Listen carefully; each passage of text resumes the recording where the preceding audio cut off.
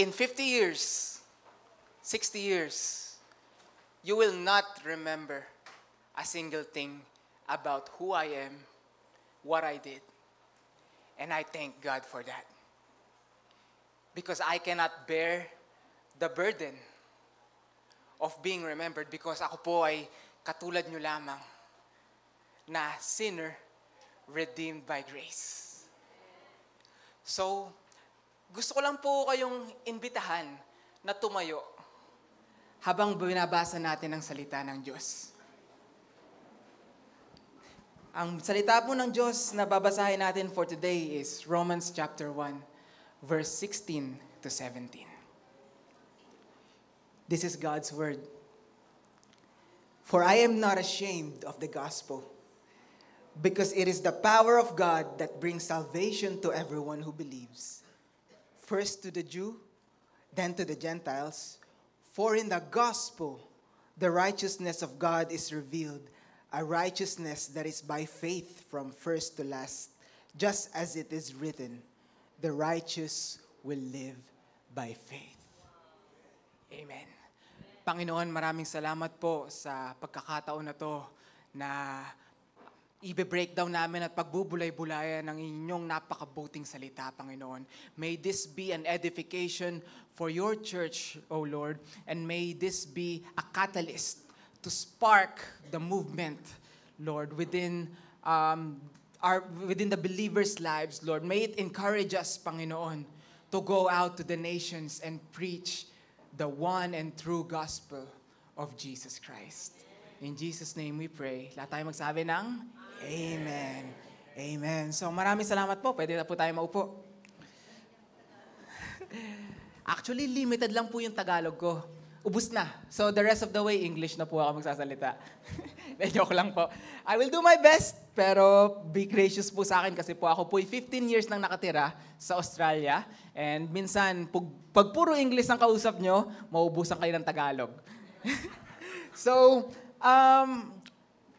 bago ko po i-break down tong scriptures na to, gusto kong i-share sa inyo ang burden ng puso ko.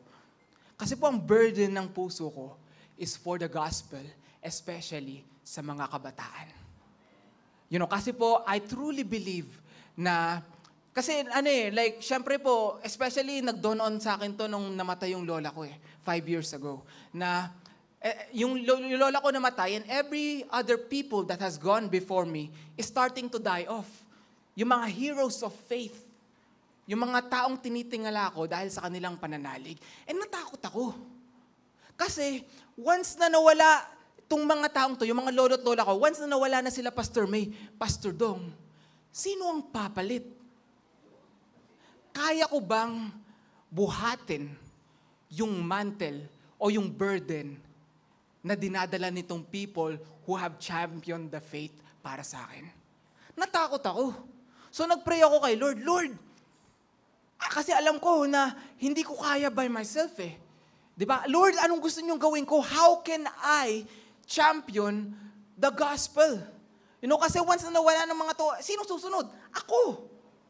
And sino susunod sa akin? Yung mga susunod na generation. And habang ako'y tumatanda, bata pa po ako, hindi pa po ako ganun katanda. Pero 28 years old lang po ako. Pero nandun na po yung burden ko to raise the next generation. Kasi alam ko na isang kisap mata ko lang, 10 taon na ang lilipas. Isang kisap mata ko lang, 70 na ako at ako na yung susunod sa grave. Kaya there's a sense of urgency, a sense of call in my heart to raise the next generation. Amen po ba? And I love it kasi ito po ang nakikita ko at ang nasasagap ko na heartbeat ng simbahan na ito. To raise the next generation kasi sila ang magcha-champion ng faith natin and the gospel for the world. Amen po ba? Amen. So, in saying that, habang lumalalim yung burden ko, habang ine-immerse ko yung sarili ko sa pagbabasa ng Biblia, lalo akong nagiging aware of the state of Christianity around me. Hindi ko po alam yung estado dito sa Pilipinas, pero kasi po ako po talagang napupuno yung puso ko kasi nakikita ko na lahat tayo ay talagang hungry for evangelism, hungry for the Word of God. Pero po ito yung gusto kong malaman nyo, na wala po kaming ganto sa Australia. Ang laban na nilalabanan namin sa Australia, maraming Kristiyano, maraming nagsasabi na Kristiyano, pero mabababaw. Bakit? Explain ko po sa inyo. Sa Australia po, dahil Western culture ang meron kami. There's this elevated sense of individualism. Na kung wala akong, your business is your business, my business is my business. As long as you are not hurting anyone, then you can do whatever you want. Ganun po ang kultura namin sa Australia. Hindi lang po sa Australia to, kasi po nakapunta ako sa Canada at sa Amerika. Ganito po ang kultura ng mga Kristiyano. So ano nangyayari? In order for them to conduct their evangelisms, to get more people into their church, ito po yung isa sa mga bagay na tinuro sa akin sa Bible School 8 years ago. Na kung magtuturo ka ng gospel, if you want to be winsome, you have to take out the words sin, judgment, condemnation, and everything that is negative. Positive lang tayo. Nakikita niyo ba po ang problema ng hinaharap namin at ng mga kabataan sa Australia? Na ang gospel na ibinibigay sa amin, na na ifinifeed ng mga leaders sa mga kabataan, sa mga congregation, ay isang adulterated gospel that makes you feel good about yourself but causes no transformation in your lives. So anong consequences nun? Materialism. No eyes towards eternity, but everything that I can accumulate in this life. Lord, bless me. The gospel is about your fulfillment, you getting healthy, getting rich. It's all about materialism and short-sighted living, but no mention of righteousness, holiness, repentance. Sin has been changed into brokenness, depression, anxiety. Those are results of sin. Wag kayong kakamali. Those are real things. Pero po hindi yun yung deepest problem ng mga tao. Di ba po? Amen po ba? Nung nakikita nyo na po kung anong state na nilalabanan namin sa Australia. And ito po yung burden ko sa mga kabataan na marinig nila ang katotohanan na kayo ay makasalanan and the only hope that we have is Jesus Christ. Amen. Amen. So ang topic ko po ngayon, ay about soul winning. The sufficiency of the gospel. Simplify po natin yan. I want to declare today in this place na ma-encourage kayo sapagkat the gospel is enough. The gospel is enough. And i-breakdown ko po sa inyo kasi po, sa Australia, ewan ko po kung laganap din dito sa Pilipinas, pero especially sa Australia, in order for us to conduct evangelism, kailangan natin may mga flashing lights. Kailangan magaganda yung mga music, may mga usok. Kailangan nakakatawa yung mga preacher, entertaining. Ganun, nakakakiliti sa mga tenga, sinasabi yung mga gusto mong marinig, na God has a plan for you. He does. Totoo po yun. Pero hindi yun yung full truth, the fullness of the gospel.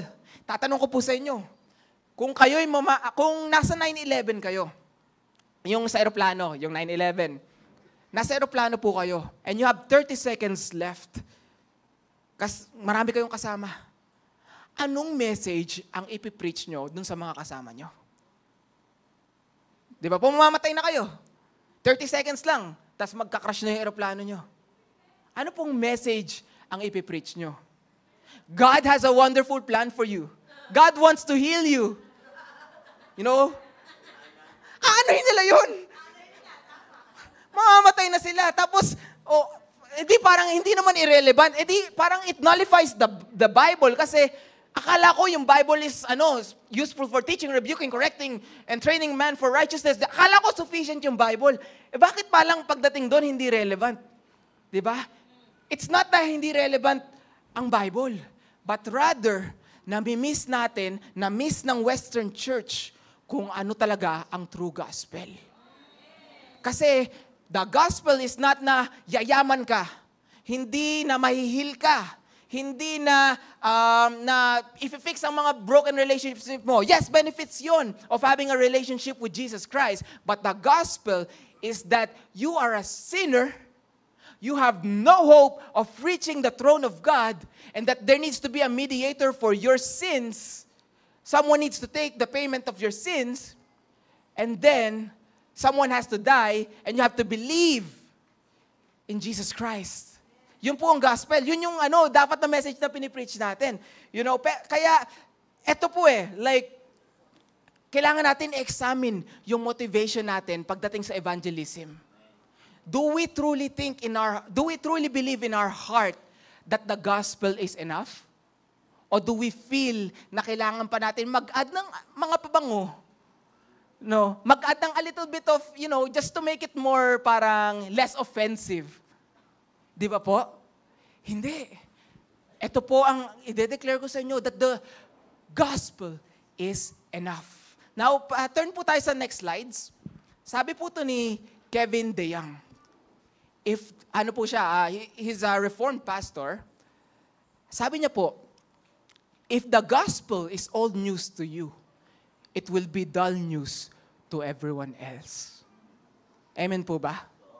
Kung ang gospel sa'yo ay yung paulit-ulit mo lang naririnig pero parang, nakakasawa na yan. Yan lang bang pinapaulit-ulit natin sa church every Sunday? Kung ang gospel, ang story of Jesus Christ is old news para sa inyo, then it will be dull news for everyone else.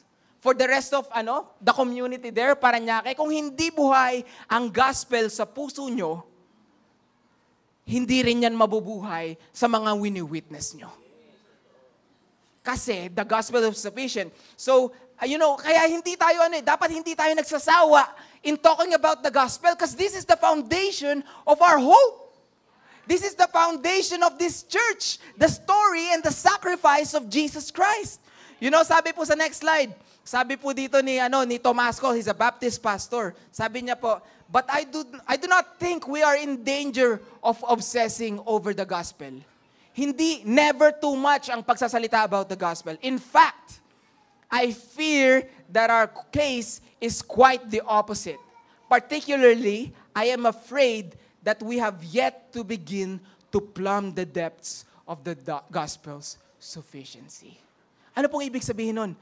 Ang sinasabi po ni Pastor Tom here is na I don't think na there's a danger in talking about the gospel so many times. In fact, I think now we don't talk about it enough. And that we are yet to touch kung gaano ba talaga kalalim ang gospel of Jesus Christ. If the gospel is old news for you, then it will be dull news for everyone else. Sapagkat ang gospel is like a living water, a spring of water na hindi nauubos.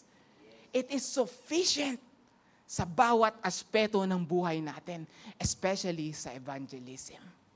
Amen po ba?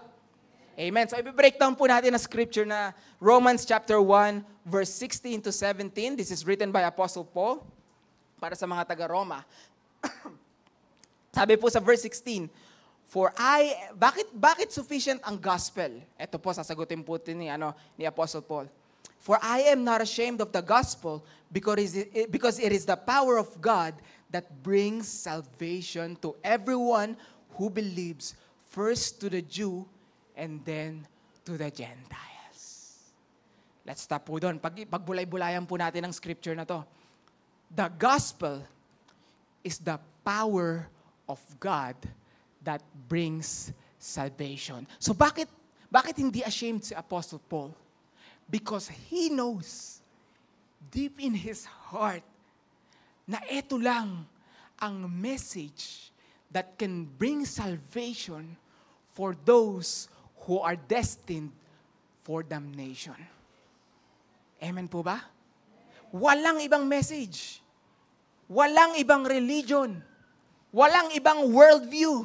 Walang ibang philosophy. Na-explore ko na po yan. Sila Nietzsche, sila Albert Camus, yung mga philosophers of the old sila Freud. Wala pong philosopher. Walang message na binibigay nila that can bring salvation and address yung biggest problem natin as humans. So bakit it is only the gospel that brings salvation? Because it addresses the two biggest problem nating mga tao. Two biggest problem. Two biggest problem. Ano po itong two biggest problem? Kasi, nakaaway natin yung boss natin sa trabaho? Yung ba po yung biggest problem natin? Kasi, mainit sa labas and walang aircon? Yung ba po yung biggest problem natin? Ang biggest problem po natin ay hindi financial, hindi health, hindi relationship, hindi yung economy ng Pilipinas. Hindi kasi we don't have enough, wala tayong latest gadgets, iPhone, or anything like that. The biggest problem that we have as humans is the problem of sin and our alienation from God. Amen po ba? Kailangan po natin ma-realize to na hindi mental. Alam ko po mayroong mga depression, may mga anxiety, may mga sakit sa katawan, may mga financial problems, and problema po yun. And the Lord will provide for those. Pero po we have to realize na those are only surface level problems. Kasi this world is fading away. Kung yumaman man tayo, madadala ba natin to sa hukay? Hindi po, di ba? So, ano yung pinaka-importante na bagay kung hindi natin nadadala ang pera, ang mga bahay, ang mga properties, or anything else? Ano ang problema natin? It has to be deep inside us. The biggest problem we have is, sabi dyan sa Romans chapter 3, verse 10, is, sabi po babasahin ko po dito sa Bible, wala po siya sa slide. The biggest problem that we have is, there is no one righteous. Not even one. There is no one who understands. There is no one who seeks God. All have turned away. They have together become worthless idols. There is no one who does good. Not even one. Nakakatakot. Kasi akala ko, pag nagsaserve ako dito, ginagawa, like righteous na ako. Akala ko pag nag-a-usher ako, akala ko pag nag-evangelism ako, akala ko pag umattend ako sa mga youth activities, righteous na ako. Bakit sinasabi dito sa Romans chapter 3 that there is no one righteous, not even one? Hindi ba ako nagsisik? Bababa pa po ako sa verse 23, Romans chapter 3, verse 23. Ano pong sabi dito? For all have sinned and fallen short of the glory of God. Lahat. Maski si Pastor May, maski si Pastor Dong, maski pamilya ko, maski ako. Lahat tayo have fallen short of the standard of the Holy God. Walang takas. Lahat tayo have fallen short of kaya walang safe. Walang safe. Yeah. Yeah. Kaya walang safe. Kahit yung crush nyo. Mga kabataan, sinong may crush dito? Sino may mga nililigawan? Pati yung crush nyo, makasalanan! Lahat tayo. Ayun, pinapatawa ko kayo. Pero naintindihan ba natin kung gaano kabigat to? God is a holy God. God is a holy God. Maraming attributes si God. God is good. God is merciful. God is just. Pero there's only one attribute na pinaulit-ulit sa Bible 3 times. God is holy, holy, holy. Naintindihan ba po natin pag sinabing holy? Pag sinabing holy, It means set apart, blameless, without sin. Walang makakalapit sa presensya ni Lord kung makasalanan ka. Because of how much He hates sin. He hates it so much na sa Old Testament, kung babasahin natin, there needs to be a repeated sacrifice, animal sacrifice that is perfect and unblemished para lang makapunta sila sa presensya ni Lord. Diba? And hindi lang, it's not even everyone that can enter the presence of the Lord. It is only the priests once a year. Diba? Ganong ka-holy si God. Walang makakalapit, not you, not me, not Pastor Dong. Kahit nagsiserve ka dito, kahit nagsiserve ka dyan, walang makakalapit kay Lord because of how holy He is. And because of that, because of our sin, we are alienated from God. We cannot be in His presence. We cannot approach in His presence because tayo ay makakasalanan. You know, because God, of course, God is a loving God. God is a merciful God. God is a graceful God. Pero we also have to remember na God is a just God. Makatarungan ng ating Panginoon, and if He does not punish yung mga lawbreakers, yung mga makasalanan, then parang sinasantabi niya lang yung pagiging just niya. Hindi pwede yun. God is both just and merciful. So, ito yung tanong ko sa inyo. Kung si God is just, then sino ang kailangang parusahan? Tayo. Pero hindi pa tayo tapos. Gusto ko lang makita nyo kung gaano kaseryoso ang mga kasalanan natin. Kung may mga private sin tayo, kung tayo yung mga marites or mga chismoso, kung tayo ay, we're tearing other people down, kung tayo nandadaya sa mga negosyo natin, kabahan na tayo. Because tumatayo tayo sa presensya ng Panginoon. Pero meron tayo mga tinatagong mga kasalanan. Hindi lang yun. If you look at a woman with lustful eyes, if you look at a brother with hatred, you're already committing murder and adultery. Diba? Ganon ang standard na, ang hirap mabuti ng standard ng Panginoon, no? We could never live up to that standard. Kasi imaginein mo, kung meron tayong microchip, tapos nilagay natin sa utak natin, nirecord natin for 1 week, lahat ng mga thoughts na nagpe-play dyan sa utak nyo, tapos hiniram ko sa inyo. Tapos nilagay natin dyan sa projector. Sa tingin nyo, nakakahiya. Diba? Kaya kung sa tingin mo righteous ka, kung sa tingin mo okay naman ako eh. No.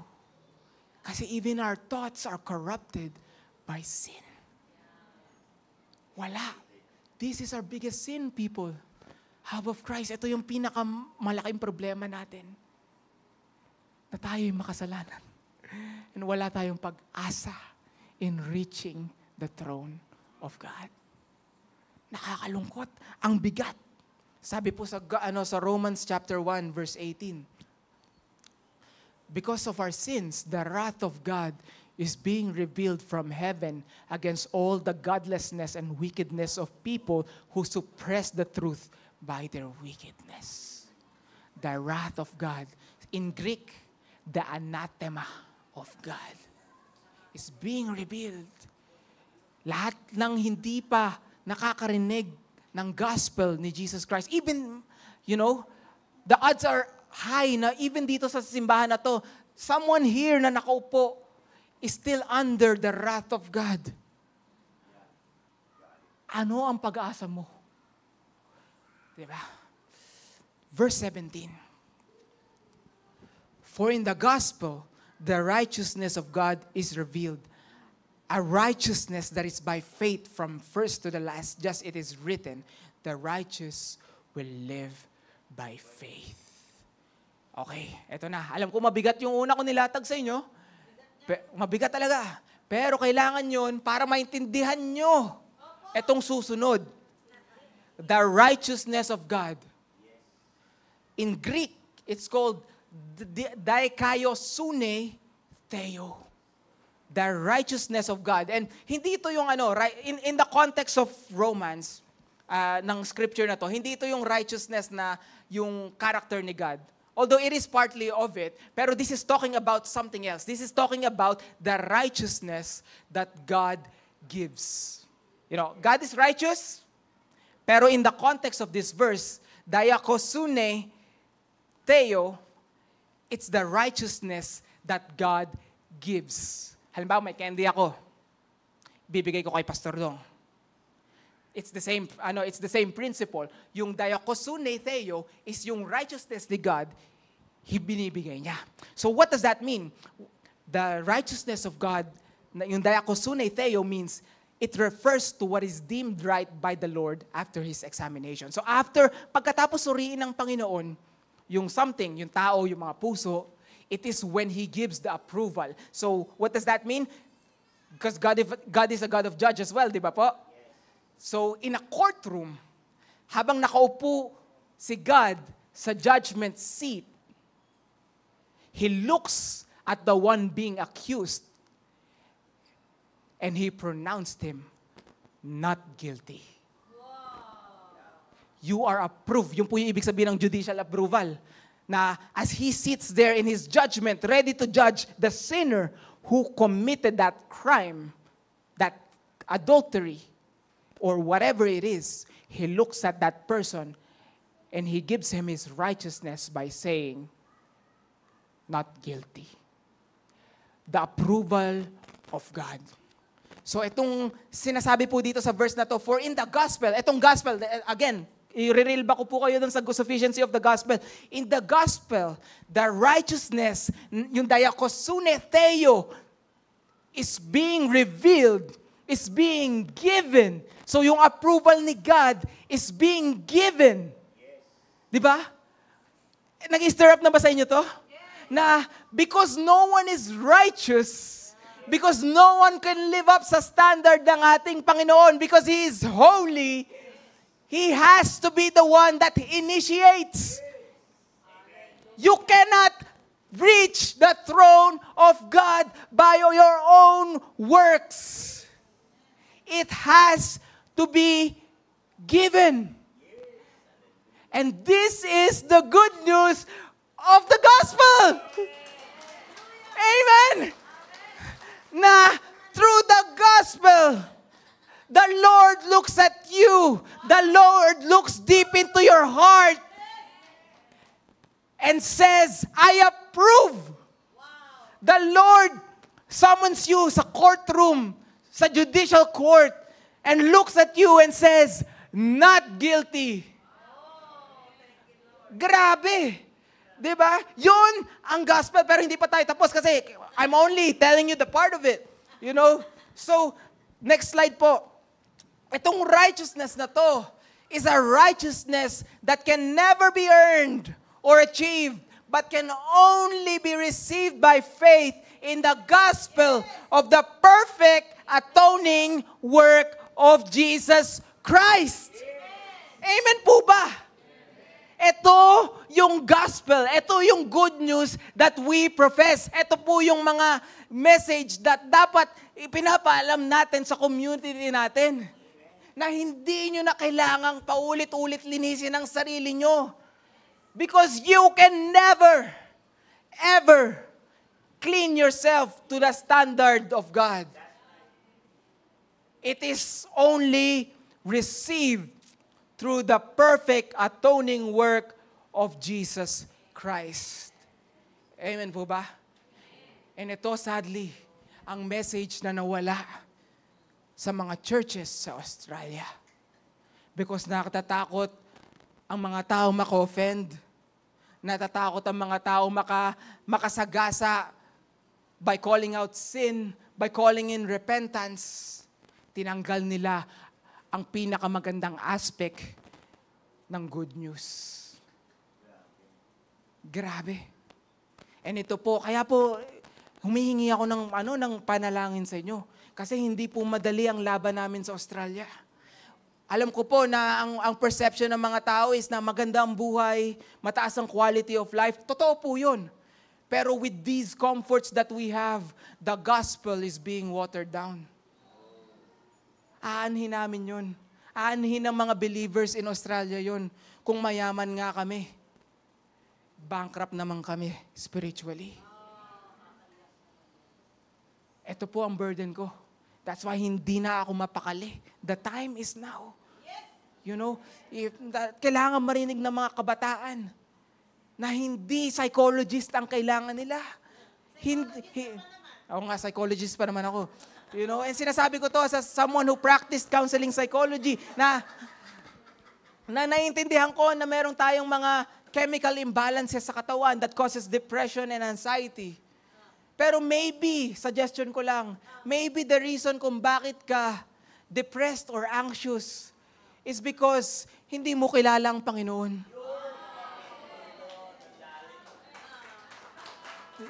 Amen po ba? Maybe meron kang hidden sin na hindi mo nako-confess. Maybe nararamdaman mo na yung prompting ng Panginoon sa puso mo to live for holiness and righteousness, pero taliwas ka pa rin ng taliwas. You still keep on choosing the world. That's a reason why people become depressed and anxious. Maybe the reason why you're anxious is because hindi mo kilala ang Diyos, na He's a provider, na you do not have to worry about tomorrow because He's a God who provides. Diba? The only reason kung ba tayo nagiging anxious is because nawawala yung faith natin na the Lord will provide everything that we need. He is faithful. Yeah. Diba po? You know, so ito yung challenge ko sa inyo. Na the only hope we have is the gospel. And paano po na-achieve itong righteousness na to? Kasi hindi pwede yun eh. Hindi pwedeng ibigay lang ni God yung righteousness. Bakit? Kasi it undermines yung kanyang pagiging makatarungan. Imaginein mo, may pulis dyan, halimbawa, nagdadirect siya ng traffic dyan. Tapos, may nag-traffic violation, nag-beating the red light. Sinita niya, "Sir, bawal yan." Tapos sabi nung nagdadrive, "Bossing, pasensya na. You know, hindi ko na po ulitin." "Okay, sige lang. Sige lang, drive safe. See you next time." You know, tapos may dumaan ulit, nagba-violate. Tapos sabi ng pulis, "Okay lang, sige lang, okay lang yan. Basta alam mo." Okay, susunod, motorista. Okay lang, sige lang, tuloy ka lang." Ang tanong ko sa inyo, magaling ba yung pulis na yon? Hindi. Konsentidor. Di ba? Grabe, matatawag mo bang upright na law keeper ang pulis na yon kung hindi niya sinisita at pinipenalize ang mga traffic violator? Gusto niyo ba kung may nagnakaw sa bahay niyo tapos nahuli niyo? Okay lang yan, sige na. Di ba? Di ba po?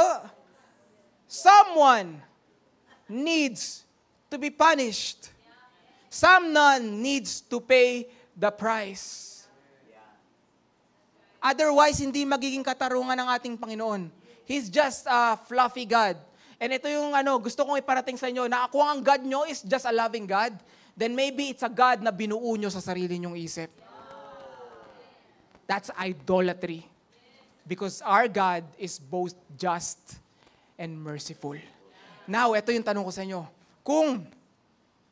Kung ang God natin is righteous, holy, and makatarungan, who will bear the punishment ng mga kasalanan natin?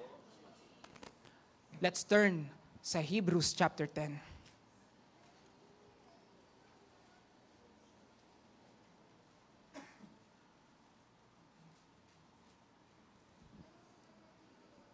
Babasahin ko po siya. Simula po tayo sa verse 1 to 4. Hindi na po ako magsasalita kasi alam ko, yung Word of God, I know will convict you as we read it together. So, talagang i-encourage ko po kayo sa inyo na ilabas nyo ang mga Biblia nyo. Kasi the only way na masasagap nyo to is when you see it with your own eyes. Hebrews chapter 10, verse 1. Christ's sacrifice once for all. The law is only a shadow of the good things that are coming, not the realities themselves. For this reason, it can never, by the same sacrifices, repeated endlessly year after year, make perfect those who draw near to worship. Pause po tayo. At this is referring dun sa Old Testament sacrifice na paulit-ulit silang nagsasacrifice, di ba po? Para dun sa, for the atonement of their sin.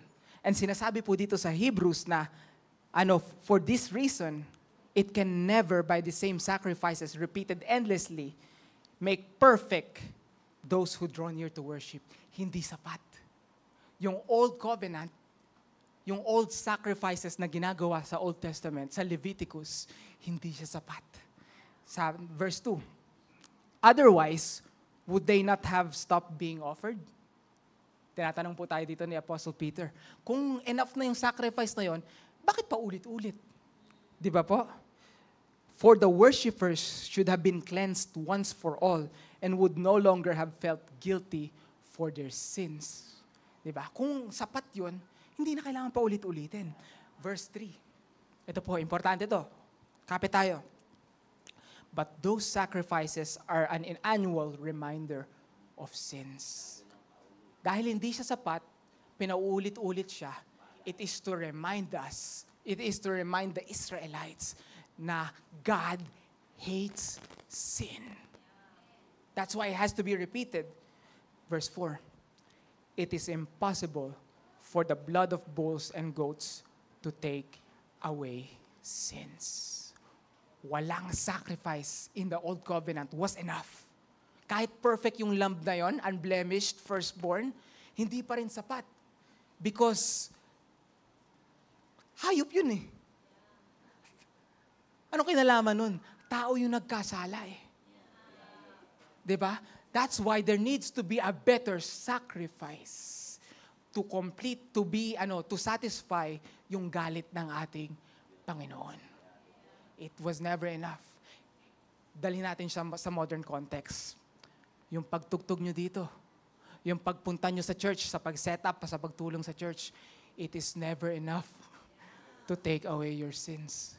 Kahit nag-evangelism kayo sa labas, sa kapit pandesal nyo, kahit na, those are good things. Hindi ko binabash yun. Hindi enough yun. It's not enough to pay for your sins. For it is impossible for the blood of bulls and goats to take away sins.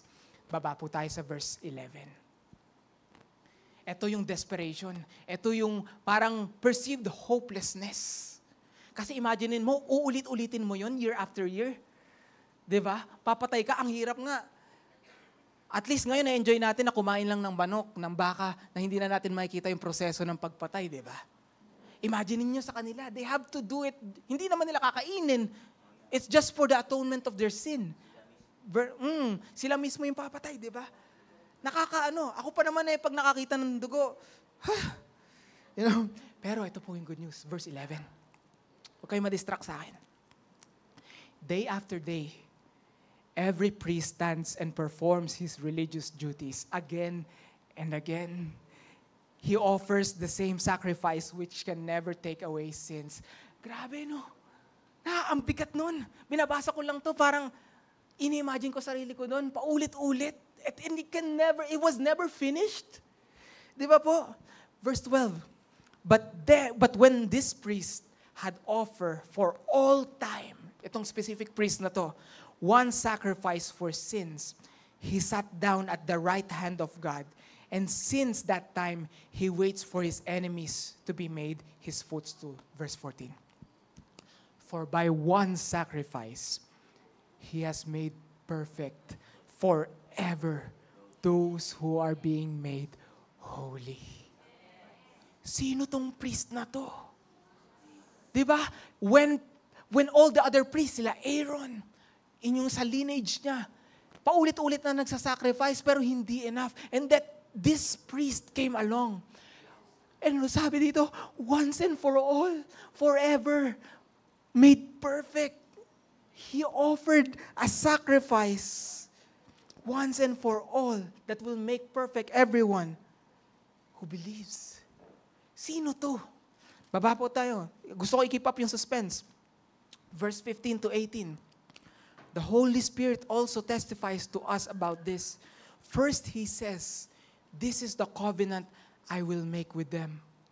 After that time, ito po yung new covenant, says the Lord, I will put my laws in their hearts and I will write it on their minds. Then He adds, their sins and lawless acts I will remember no more.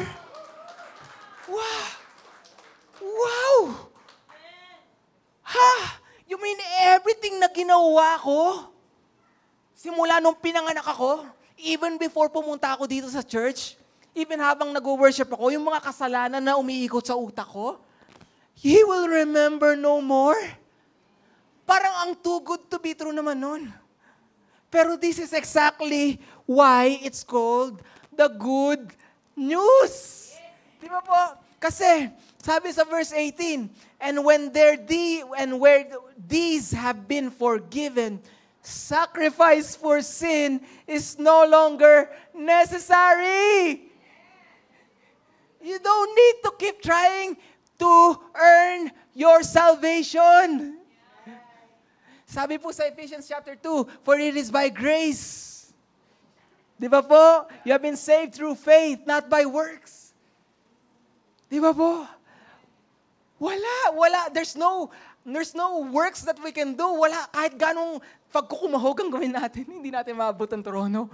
But it is only through the sacrifice of this one priest. The priest who came down from heaven in a manger, the most humblest of birth, grew up, lived a life that is perfect, blameless, walang makasalanan, walang kapulaan, perfect. He lived a life that we should have lived. And then, He died the death that you and I should have died. Diba? He lived the perfect life. The life that God wanted the first Adam to live. But this second Adam, the last Adam, lived that perfect life. But despite living that perfect life, he chose to live, to give his life and die. A criminal's death. Yung pinaka-worst of the worst, pinagduduraan, pinagahampas, accused for the sins that he did not commit, for the transgressions and iniquities that he had no business. What did he do? He bore our transgressions for as far as the east is from the west. So far has he removed his sins from you and me. This is the life of Jesus Christ, the Messiah. The prophets. Inisip nyo, ang sarap naman mabuhay nung Old Testament na nakakakita sila ng mga miracles, ganon, parting the sea. Pero hindi. Kung makakausap nyo si Moses, he was looking forward to this day na makakatayo tayo sa presensya ng Panginoon without having to offer any sacrifices. What privilege we have that we can boldly approach the throne of God because we have been made clean by the blood of Jesus Christ. Amen! Grabe! This is the good news. So ito, tanong ko sa inyo. If this is dull news sa inyo, then maybe the gospel hasn't come fully alive sa mga puso nyo. Kasi kung buhay ang gospel sa puso nyo, hindi nyo mapipigilan pag tinawag kayo ng Panginoon.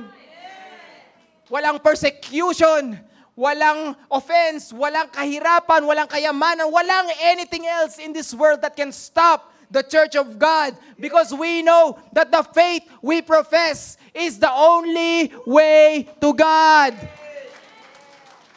Amen. So ito ang challenge ko sa inyo bago ako magsara. You know, this is the only message that we need to preach. Nothing more, nothing less. Now, hindi ko dinidiscount yung ibang practical aspect ng buhay. Pero I'm talking about in the context of soul winning, in evangelism. Now, you don't need to add or take away from the gospel of Jesus Christ, from the story of salvation, that He lived a perfect life and died a criminal life so that you and me, if we put our trust in Him, will have eternal life. We don't need to take anything away from that. That is the only hope that we have. And it is hope enough. It is hope enough. Alam ko meron tayong mga initiatives, may mga programs tayo. You know, those are good things. Yung Kapit Pandesal, those are good things. Yung mga outreach, yung mga Sunday School Ministry, those are great things. Pero hindi yun ang sasagip sa mga kabataan, sa mga unbelievers.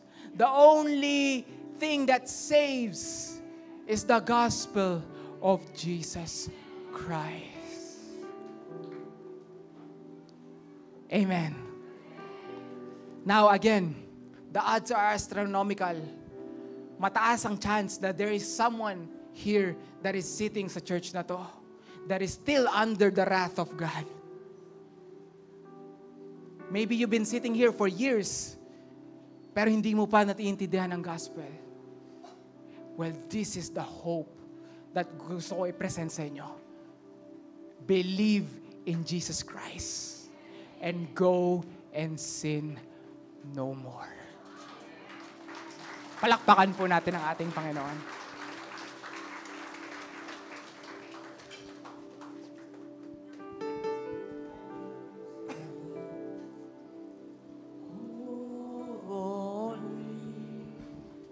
Hallelujah. Tayo po tayong lahat. Let's worship Jesus. Hallelujah, Lord. Hallelujah, Jesus. Oh, thank you, Lord. Thank you, Holy Spirit. Oh, Jesus. Hear your people sing.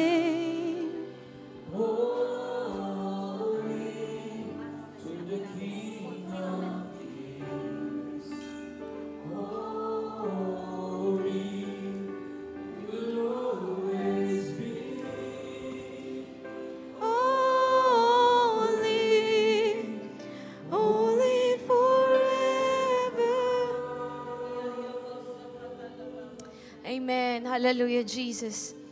At mga kapatid, sabi niya sa Hebrews chapter 10, verse 19, kaya nga mga kapatid, tayo'y malaya nang makakapasok sa dakong kabanal-banalan dahil sa dugo ni Jesus. Binuksan niya para sa atin ang isang bago at buhay na daang naglalagos hanggang sa kabila ng tabing. At ang tabing na ito'y ang kanyang katawan.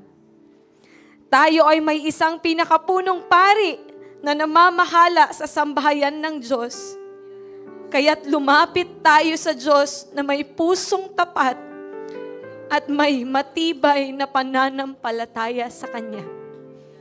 Lumapit tayong may malinis na budhi sapagkat nililinis na ang ating mga puso at hinuhugasan na ng dalisay ng tubig ang ating mga katawan. Mga kapatid, tinapos na ni Jesus lahat ng pangkukundina mo sa sarili mo, lahat ng mga kasinungalingan na natanim sa puso't isip mo, lahat ng mga nangyari sa nakaraan mo, tapos na. At ang sabi ng salita niya, lumapit kayo. Lumapit kayo. Lumapit kayo na may pusong tapat at matibay na nananampalataya. Ang kailangan lang ay maging tapat ang puso mo at manampalataya. This is available for you and I. Ang kalinisan at pagliligtas ni Jesus ay available sa iyo at sa akin. Ang hinahanap lang, tapat na puso na may pananampalataya. Sa lahat ng mga nananampalataya ngayong umaga. At sinasabi mo, Lord, andito ako. Inaamin ko, Lord, makasalanan ako. Inaamin ko, Lord, hindi ko kayang linisin ang sarili ko. Inaamin ko, Lord, hindi ko kayang baguhin ang buhay ko. Inaamin ko, Lord, hindi ko kayang baguhin ang lahat ng nangyari sa nakaraan ko. Inaamin ko, Lord, na hindi ko kaya baguhin ang lahat ng nangyayari sa buhay ko at hindi ko kayang linisin ang sarili ko. Lord, tapat akong lumalapit at nananampalataya. Inaamin na kailangan kita sa buhay ko. Kapatid, kung ikaw to ngayong umaga, inaanyayahan kita. Matagal ka na dito sa church, bago ka lang dito sa church, pero sinasabi mo sa sarili mo, Lord, tapat ako ngayong umaga. Nakikita mo ang puso ko, wala akong pwedeng ilihim sa'yo. Lahat ng lim at hayag kong kasalanan, Lord, tapat ako. Nananampalataya ngayong umaga. Lord, pinapayagan kita ngayon. Linisin mo. Linisin mo ang lahat-lahat sa akin. Kung ikaw to kapatid, inaanyayahan kita, pumunta ka dito sa harapan. Pumunta kayo dito sa harapan. At ang Diyos, ang Panginoong Jesus, ay handang linisin tayo. Handang linisin ka at ako. Handang linisin at hilumin ang mga puso natin. Hallelujah. Your name stands above them all. All thrones and dominions, all powers and positions, your name stands above them all. Your name is the highest, your name is the greatest, your name stands above them all. All thrones and dominions, all powers and positions, your name stands above them all. Let the angels cry, holy, all creation cries. Oh yes, Lord. Oh yes, Lord. You are lifted high.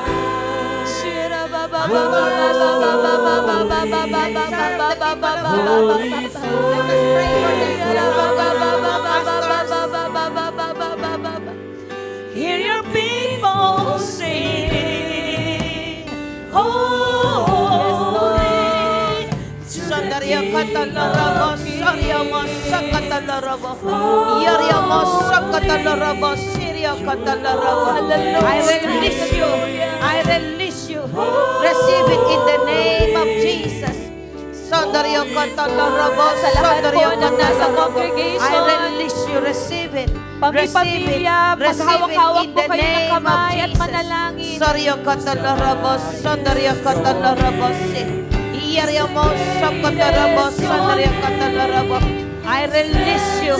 I release you right now. Receive it in the name of Jesus.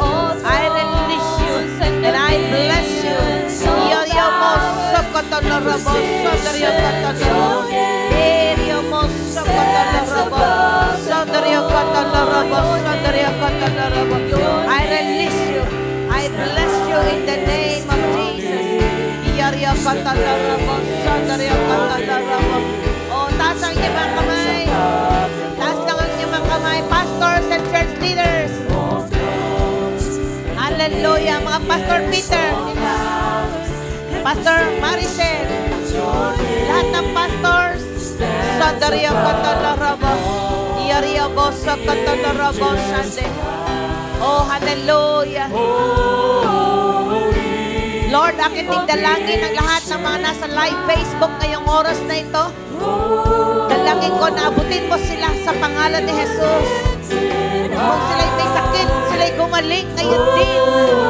Kung sila'y nasisiil, Lord, makalaya sila.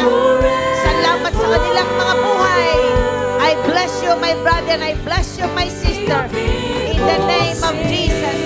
Maranasan nyo din ang nararanasan namin dito sa pangalan ni Jesus. Hallelujah. Hallelujah. Tinatawag ko ang lahat ng mga kabataang lalaki dito sa harap. At tinatawag ko si Brother John. Lahat ng mga kabataang lalaki sa side na to. Patayin niyo mamaya yung lahat ng kabataang lalaki. Lahat ng mga may magpe-pray sa side na to.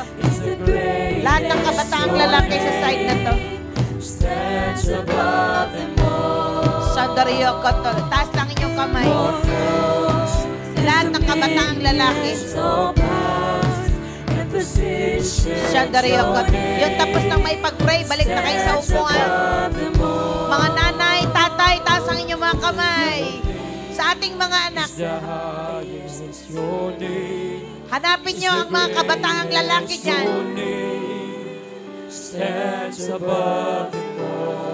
Lahat ng kabataang lalaki. Sandario Catalarabos, Sandario Catalarabos.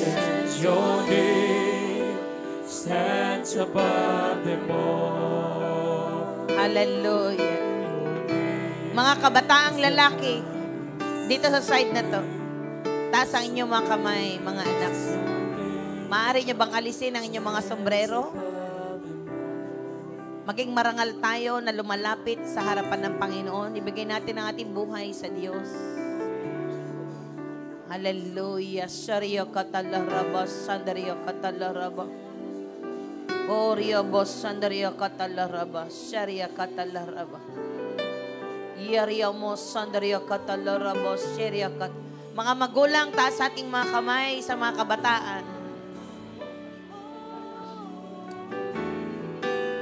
May kabataan pa ba dyan na lalaki?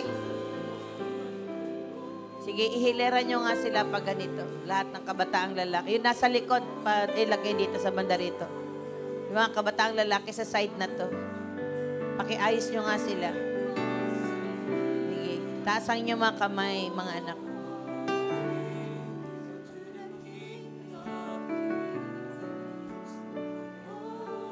Taasang ninyo mga kamay.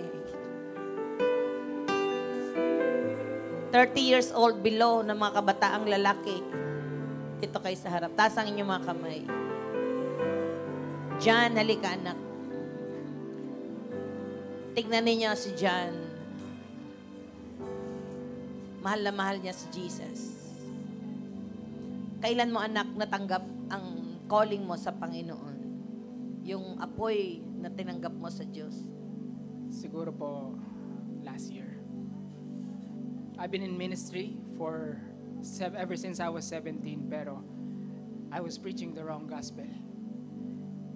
And nung na-realize ko yung katotohanan na ito ay sapat na, it's what brought me in different parts of the world. Kasi ito lang yung message na dapat dala-dala natin. Pumunta ako sa Canada, ganun din yung state kung katulad sa Australia. Walang true gospel. Wala akong dala. Ang dala ko lang, Romans chapter 8. Therefore, there is now no condemnation for those who are in Christ Jesus. Dumating sa point where gusto nila akong mag-take over as a youth leader dun sa simbahan nila. Pero alam ko deep in my heart na hindi yun yung calling ko. Hindi position ang habol ko. Ang habol ko is na mai-preach ang gospel sa mga kabataan. Walang position, walang karir, walang kaibigan. Ang sapat. The only mission that we have in this world is to preach the gospel, and everything else will fall into place. Si John, nakatapos siya ng pag-aaral. Ang daming kurso nito eh. Pero ang pinaka-the best na kurso na tinanggap niya ay ang maglingkod. Narinig natin, nasa first world country. Pero ang puso, nung dumating si Jesus, walang iba kung hindi ipahayag ang mabuting balita. Psychologist graduate din siya. Nakita namin mag-asawa ang taas ng apoy ng batang ito. Church, mga magulang, tulungan natin ang mga anak natin. Bigyan natin sila ng platform. Magamit sila ng Panginoon. Kami ni Pastor, buong-buo ang puso namin mag-raise ng next generation. Kaya natutuwa kami dahil si John ay nagbigay ng kanyang buhay sa Panginoon. John, i-pray mo silang lahat. Mag-impart ka sa kanila. Mag-impart ka. Taas ang inyong mga kamay, mga anak. Oh, Panginoon. Holy Father, kayo lang po ang aming pinupuri at pinasasalamatan sapagkat kayo'y dakila. And apart from you, we are hopeless, Panginoon. Apart from you, there is no continuation of whatever we're doing, Panginoon. Kaya kami ay lumalapit sa inyo at nagpapakumbaba at inaalay ang mga kabataan na to, Panginoon, sa inyong altar, Panginoon. Panginoon, I pray, Panginoon, na gumalaw kayo sa mga puso nila, Panginoon. Gawin niyong realidad ang gospel sa mga puso nila. Lord, bigyan niyo po sila ng hunger for your word, Lord, na gigising sila sa umaga na ang una nilang hinahanap ay hindi yung mga cellphone nila, ay hindi yung mga gadgets or anything, but yung salita ng Panginoon. Dahil ito lang ang makaka-quench ng thirst that they have, Panginoon. Ito lang ang magbibigay ng ilaw sa mga career choices nila, sa mga choice nila sa araw-araw, sa mga kaibigan nila, Panginoon. Panginoon, bigyan niyo po ng boldness ang mga kabataan na to, Lord. Bigyan niyo po sila ng confidence sa salvation nila. Na pagka nakita sila ng ibang tao, pag tumingin sa kanila ang community, makikita nila na, oh, may iba dyan. There's something different about this person. And it's not their skills, it's not their intellect, it's not the way they speak, but it's the fact that they are redeemed by the blood of Jesus Christ. Panginoon, i-cover niyo po ng blood ang mga batang ito, Lord. Raise them up to be men of God, Lord. Men of God who lives by the principles of the Bible, that is not swayed away by the principles of this world, Lord. Sa buhay na to, marami kayong may encounter ng mga filosofiya, mga ways of life. But in Jesus' name, I pray for discernment of truth, na makita nyo kung ano yung totoo sa kasinungalingan. In Jesus' name, Lord, these men will be great men of God. These men will usher the next generation, Lord. And these men will live a life of integrity, surrender, purity, and righteousness for your name and for your glory alone. In Jesus' name, Lord, you're moving, Panginoon. Gumagalaw kayo, Panginoon, sa mga simbahan, Lord. Gumagalaw kayo sa mundong to, sa Parañaque, sa Pilipinas, Panginoon, kasi hinahanda nyo, Panginoon, ang great revival. Lord, there's a movement that's coming, that is not coming. It's coming here through the gospel, through a strong conviction for the truth. You know, darating yung mga times na you guys will be alienated. Wow. You guys will be persecuted. Yes. You guys will receive bad mouths from your mga tinuturing yung kaibigan. You will lose relationships because of the way you stand for the truth. Kaya maghanda kayo sa salita ng Panginoon. Amen. Maghanda kayo. Kasi kung hindi kayo tumatayo sa salita ng Diyos, kung anumang dumaan sa buhay nyo ay kayo'y matitibag. The wise man built his life upon a rock. You know, it's time to build up that foundation of sand. Remove those sand and put the rock of Christ. Yes. Magpalalim kayo sa salita ng Diyos. Amen. And that is the only way of a Christian. Yes. Maraming salamat po in Jesus' name. Hallelujah. Let's pray in the Spirit. Yariyabo sa katalaraba. Taas ang inyong mga kamay. Yariyamo sa katalaraba. Yariyakatalara. Handariyabo sa katalaraba. Yayakatalaraba. Lay your hands to them. Soriyakatalaraba. One by one. Mabilisan lang. Sa katalara kandala. Ushers, prepare. Yariyamo sa katalaraba. Soriyakatalaraba. Oriyakatalaraba. Sandariyakatalaraba. I release you. Yaria katalaraba, saria katalaraba, saria katalaraba, saria katalaraba, saria katalaraba, sandaria makatalaraba, oria bossa katalaraba, sandaria maria katalaraba, Salamat, Lord, sa revival sa buhay ng mga kabataang ito. Hindi masasayang kanilang mga buhay. Use them for your glory. Use them for your glory in the name of Jesus. Soryo katalorobo, sondario katalorobo. Orio moso katalorobo, yo katalorobo. Sirio katalorobo, sondario katalorobo. Orio moso katalorobo, sondario katalorobo. Yaria katalorobo, sondario katalorobo, se. Yaria moso katalorobo.